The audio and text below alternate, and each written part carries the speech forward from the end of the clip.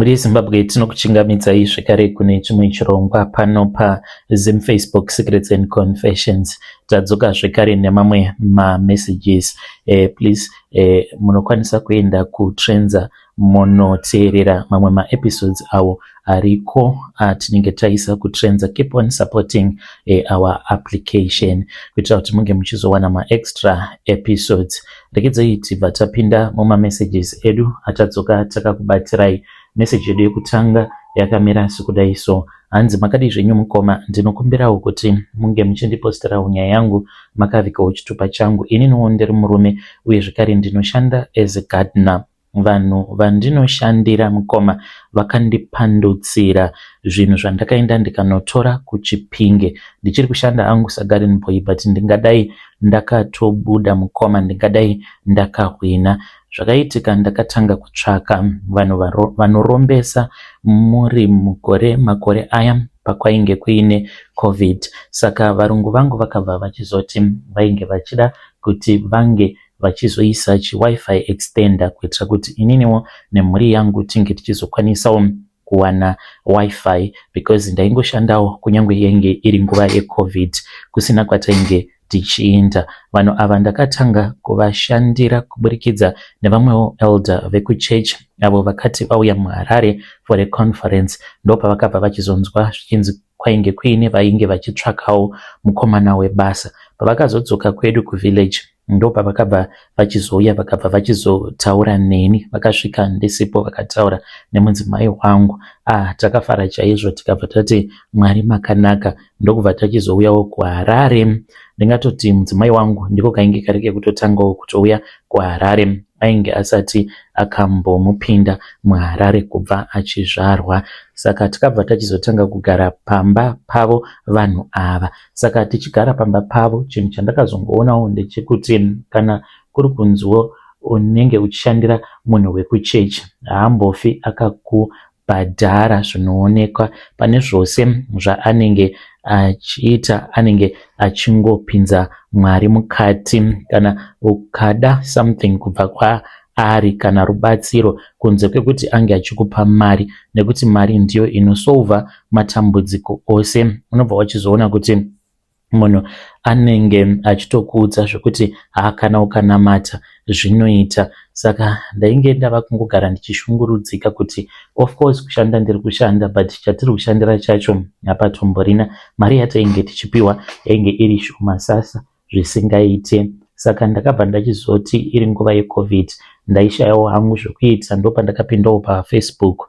ZveFacebook ndainge ndisingatozvifarire. Saka ndapinda paFacebook, chandainge ndichida rainge riri link, because ndainge ndichida link uye zvekare nekukanda malink emagrupu angu andainge ndagadzira kuti ndige ndichingovarayirwawo ndiri admin wemugroup.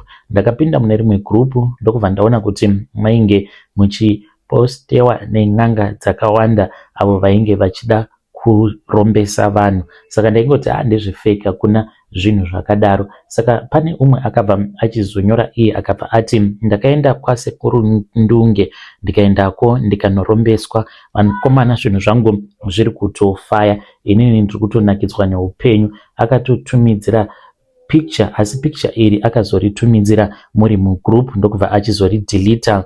Ainge akatomboenda kuDubai COVID isati yatanga, achitoti dai yainge isiri COVID izvezvi ndingadai nditori kana kuDubai kana somewhere very far ndichitonakidzwa nemari zvangu. Saka ndakabva ndachizotanga kuchiva life yaainge achiratidza kuti ndiyo yaainge achirarama, upenyu hunorakidza kuti hwakanaka chaizvo. Saka ndainge ndava kuti kana ndikatarisawo mhuri yangu ndobva ndaona matambudzikiro awo ainge achiita mhuri yangu, ndobva ndati asi ndinodawo kuti mhuri yangu inge ichizoraramawo upenyu hwakanaka kudai. So mukomana ndakabva ndachizotaura nevamwe sekuru ava ndakati ndataura navo ndikabva ndavaudza nyaya yangu kuti ndainge ndichida kuti vange vachindibatsira. Ivo vakabva vati kundibatsira vaikwanisa kundibatsira, yainge isimbori nyaya, asi painge pachidiwa mari. Ndikabva ndati muri kuda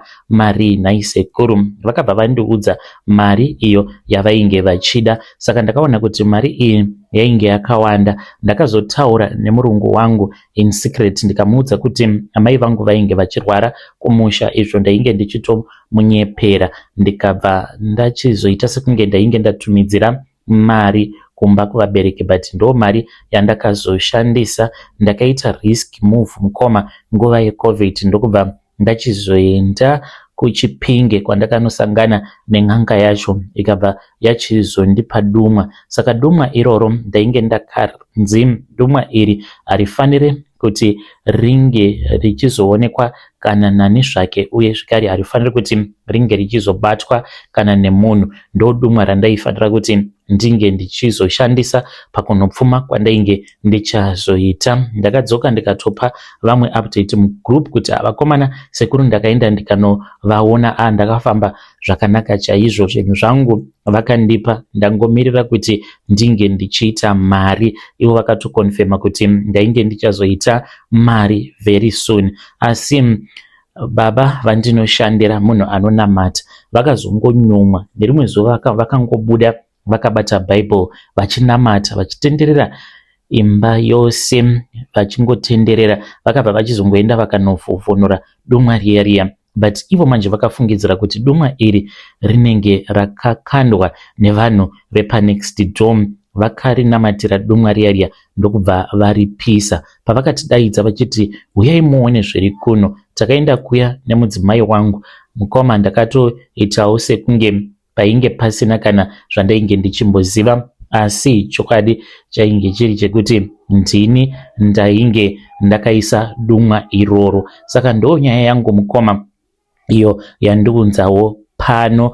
Ndakakanganisirwa zvinhu zvangu nevanhu avo vatinoshandira, but nyaya hombe iripo ndeyekuti hanzi mukana wekuti ndinge ndichiita mari, mukana ndichiri nawo, asi ndiri kufanira kuti ndinge ndichizovakuvadzisa. Ndakanzi ndinofanira kuti ndinge ndichienda kuChipinge zvekare. Kana ndaenda kuChipinge, then ndinobva ndachizopiwa zvekare umwe mushonga uyo wandiri kufanira kuti ndinge ndichizoshandisa. Mushonga iwoyo mukomanashi hanzi ndiwo uchandibatsira kuitira kuti kunamata kwavakaita, minamato yavo iyo yavakaita isazoshanda, nekuti ndiyo yakabata upenyu hwangu kuti ndisakwanisa kubudirira muupenyu. Ndikudawo kuti ndinge ndichivawo munhu akapfuma, but zvinhu zvangu zvakapandudzwa nevanhu vatinonamata navo kuchechi. Dzimwe nguva ndinokwanisa kuti kana takarara, izvi zvinowanzokuitika kuma 1 AM, pandinomuka mukoma ndinotoona kuti ndinenge ndakagara panze. Dzimwe nguva ndinenge ndiine zvinhu zvangu izvo zvinenge zvichichema, zvinenge zvichingoti hi zvichichema, saka zviri kuda ropa. Saka izvo zviri kuti isu pari zvino hatisi kuda ropa rehama dzako, asi tiri kuda ropa reiye yuyu, uyu ndiye watiri kuda, nekuti ndiye akakukanganisa. Iwewe hatina basa newe, saka ndizivi kuti ndoriska here, ndozvipa mvumiro here yekuti zvinge zvichivakuvadza ava vatinoshanda navo. Kana mukaposta nyaya yangu mundizivisawo, ndichange ndichizotevererawo ndiri mucomment section. Muri yeZimbabwe ndo message iyo yandakatumidzirwa ichibva kuna mukoma vedu. Ngatizamei kuti tinge tichitaura navo mukoma vedu ava mucomment section. Zvakangooma hazvo veduwe. Hanzi dzimwe nguva vanokwanisa kutorara usiku hwose vakangogara panze vachikurukura vachitaura nyaya nezvinhu zvavo. Zvakangooma hazvo vedu we. Let us try to speak with him in the comment section. Regedzai tibva taenda panyedu inotevera. Nyedu inotevera yakamira sekudai so. Hanzi makadii zvenyu mukoma, ndinokumbirawo kuti munge muchindipostirawo nyaya yanguwo makavika chitupa changu. Ininowo ndauya pano ndiine confession yangu iyo yandiinayo. Confession yangu yakamira sekudai so. Mukoma nashe, ininiwo nefriend yangu takambobira umwe mukadzi wigi yake. Mukadzi uyu watakabira wigi yake, mukoma nashe, iye ainge atori munhu wekuziva, saka takasvika pamba pake tainge titori nehembe idzo dzatainge tichitotengesa. Saka ndokubva tachizoona kuti pamba pake painge pasina vanhu vakawanda, tikabva tachizoenda kuseri tichifungidzira kuti ndiko kwaainge ari. Takati taenda kuseri kuya ndopatakabva tachizoshaya vanhu, tikabva taona kuti painge paine mawigi awo ainge aripo panze. Ndokubva mukoma nashe tabva tachizoba wigi dziya tikabvapo pamba tichitiza, tikabva tapinda mune chimwe chimotikari chemushikashika. Wigi idzodzo takazoenda tikanodzitengesa mutown. Saka zvinhu izvi zvakaitika last year. Ini hangu ndainge ndatokanganwa nezvazvo. Saka last month pane friend yangu umwe uyo akazoshayikirwa namama vake. Saka vakati vari kurufu hanzi painge paine imwe ng'anga, and this was not even related to her. Akangodzi neng'anga iyoyo, iwe unofanira kuti unge uchisiyana neshamwari dzako. Unombozviziva here kuti shamwari dzako dzichakukanganisira upenyu hwako? Saka paakazotiudza kuti ndozvainge zvakataurwa neng'anga, ndakangotarisana nefriend yangu tikabva taziva kuti nyaya yedu iya yatakaita yekuba mawig, because iniwo ndaipota ndichirota dzimwe hope dzandainge ndisingachanzwisisi kuti hope idzodzo dzandainge ndichirota what was going on. Saka tikabva tachizoenda kune vamwe madzibaba ava vakatibatsira, but madzibaba ava manje vainge vava kuda futi kurara neni. Ndikabva ndachizoramba, ndikabva ndati izvozvo hangu handizvikwanise. So right now I'm really stuck, handizivewo kuti ndingazvifambisawo sei. Ndinototya kana kugara ndiri ndega, nekuda kwekuti mukoma nashe, kana ndiri ndega, kana ndikangorara ndinobva ndatanga kuona zvimwe zvinhu zvinenge zvichityisa. Mumba ndinokwanisa kungoona chaedza chinenge chichingofamba, chaedza ichi chinenge chichifamba chiri mumadziro chobva chanyangarika. Friend yangu zvekare, iye akati ndo hope dzaanomborota zvekare nezvimwe zvaanoona izvozvo. So I need advice kubva kumhuri yeZimbabwe. Kana mukaposta nyaya yangu mondizivisawo, ndichange ndichizotevererawo ndiri mucomment section. Vedare ndo message iyo yandakatumidzirwa ichibva kuna vahanzvadzi vedu. Ngatizamei kuti tinge tichitaura navo vahanzvadzi vedu ava mucomment section. Zvakangooma hazvo vedu we. Pakaipa. Strange things indeed they do happen in this world. Saka ivo vari kuti hanzi vakaenda vakatengesera wigi iyi munhu wekuziva. Saka vari kuti vari kuda mari, hanzi panodiwa mari yekuti vange vachienda kunotenga wigi dzacho. Kana vatenga wigi vobva vangonodzisiya pamba pemukadzi uyo wavakabira wigi dzake, but vari kuti mari hapana.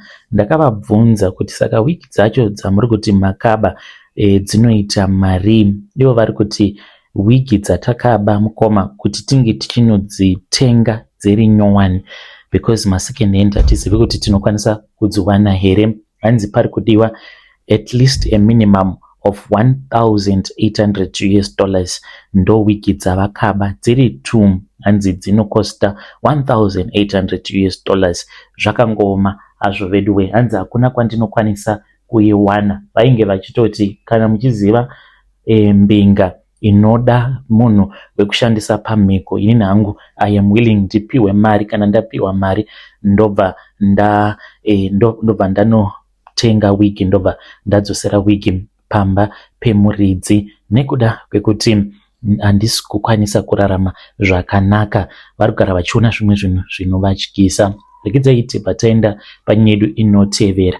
Nyedu inotevera yakamira sekudai so. Hanzi mukomana makadii zvenyu? Ndinokumbirawo kuti munge muchindiposterawo nyaya yangu makavikawo chitupa changu. Murume wangu ndinoda kureurura kuti iye ane mhiko dzake dzaakaita ndisati ndasangana naye. Akazondiudza tiri kuhoneymoon akabva anditi, do you think kuti I could have afford this lifestyle dai kwanga kuri kunzi ndainge ndisina kuromba? Ndikabva ndashaya kuziva kuti ainge achida kuti nditi kudii, because ndainge ndava kumuudza kuti ndainge ndichida a divorce after abva mukundikudza kuti iye ainge akaromba. Ndikati hauna kugara wakandiudza, dai wainge wakagara wakandiudza kuti ndo zvazviri izvi handaimbobvuma kuti ndinge ndichiroorwa nemunhu akaromba ini. Saka akabva ati kwandiri, dai ndainge ndisina kuromba, do you think kuti type yako yaizobvuma kuroorwa neni here? So murume wangu akandiudza kuti iye akaromba, ende mukuromba kwake kwaakaita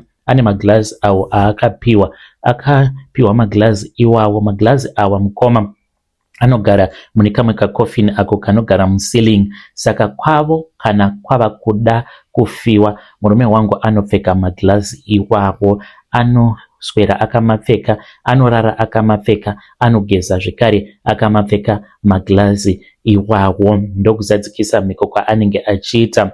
Musi waanomabvisa maglazi iwawo mukomanashi ndo musi unovigwa hama yake inenge yafa. Saka ndo zvinoita murume wangu pose patinoenda kurufu tichinochema hama yake anenge akapfeka maglazi ake anozomabvisa. Musi uyo munhu paanovigwa tichingobva kumakuva anobva atobvisa maglazi ake obva amapukuta omaisa zvake mumotikari. Akanditi ndo mhiko dzake, handifaniri kuti ndige ndichibata maglazi ake ende ndinotomachengetedza nekuti ndava kuziva kuti ndipo panobvawo mari yedu. Hongu ndinozviziva kuti vamwe vanhu vanokwanisa kuzazvinzwisisa kuti asi ungatogamuchira kurarama musituation yakadaro yekuti murume wako anenge akaromba, but mukoma ndo zviripo. Kokana ndikaramba, kokana akandiuraya, at least we enjoy a good life. Just that chinongondirwadza ndechekuti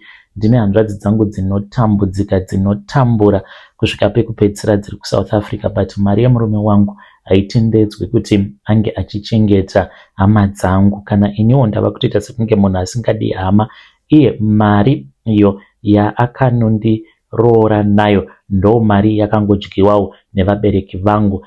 Iye akazotonditi kana vakatadza kuronga nayo mari iyoyo ndezvekwavo, nekuti anoti iye akatorara nebenzi kuti ange achitendedzwa kuroora zvekare, nekuzoti mari iyo yaanenge apa vabereki vemukadzi waainge achazoroora vange vachizokwanisa kudya mari iyoyo. Saka vabereki vangu nekuda kwekuziva kuti vainge vava nemukwasha wavo ainge aine mari, mukomanashi havana kuda kufunga zvakawanda, vakangotanga kungodya mari vachiti more was going to come. But chavasina kuziva ndechekuti mari yemukwasha wavo ine urombwa mukati. Ndiyo secret yangu iyo yandiinayo, zvinondinetsa, zvinondiremera muhana mangu, asi chekuita hapana mukoma.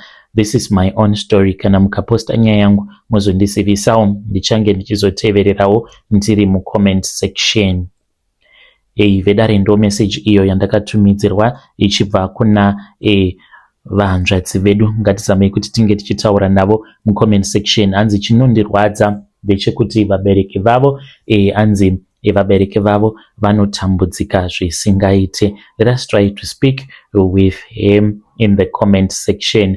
Regedzai ndibva taenda panyedu inotevera. Nyedu inotevera yakamira sekudai. Hanzi makadi zvenyu mukoma, ndinokumbirawo kuti munge muchindiposterawo nyaya yangu makavika chitupa changu. Ininiwo ndiri mudzimai, hanzvadzi yangu ainge ambori guma akazofa zvake, ainge ambori guma achigara kuBeitbridge, aitichengeta chaizvo zvaainge achiita vabereki vaizvikurudzira, even though vamwe tainge tisingazvidi apo kubva zvatakaziva kuti ainge ari kuma but aikurudzirwa nevabereki. Iko zvino zvingozi yanetsa mumusha, ini ndafunga kuti vabereki ndinge ndichinovauraya kuvaisira mushonga wemakonzo, because ndichitaura nemi kudai nemurume wangu atisikana kunzwisisana, ndatova nenguva ndichingonetsana nemurume, ende ndini ndega ndainge ndasara mudzinza rekwedu, we were still married. Vamwe vana sisi nevanin'ina vangu vose vakabva kuvarume nekuda kwemweya wengozi. Zvinonzi hanzvadzi yedu akaponda munhu mumesina kubhawa, saka mweya wemurume iyeye ndiye ari kunetsa mudzinza. Apa vanhu vakuru havadi futi kuti tinge tichifamba, nekuti kwedu kuchechi kwatinoenda name hidden hakutendedzwi kuti vanhu vange vachienda kun'anga kana kuenda kumaprofita. Ndangofunga hangu kuti ndinge ndichienda ndingonovaisira mushonga wemakonzo ini. Please tell me when you post my story. Zvimwe kuda muchazonzwa zvichinzi ndasungwa, ndava kumaximum kuchikurubhi, but zvakangofanana izvi, kusiri kufa ndekupi? Hey, vedarendo message iyo yandakatumidzirwa ichibva kuna vahanzvadzi vedu. Hanzi kusiri kufa kwacho ndekupi. Ndafunga kuti ndinge ndichingoenda kunoisira vabereki vangu mushonga wemakonzo. Musadaro vahanzvadzi, musadaro, asi ngatizamei kuti tinge tichitaura navo vahanzvadzi vedu ava mucomment section. Zvakangooma hazvo vedu we. Ngatisanganei zvekare mune zvimwe zvirongwa zvinotevera.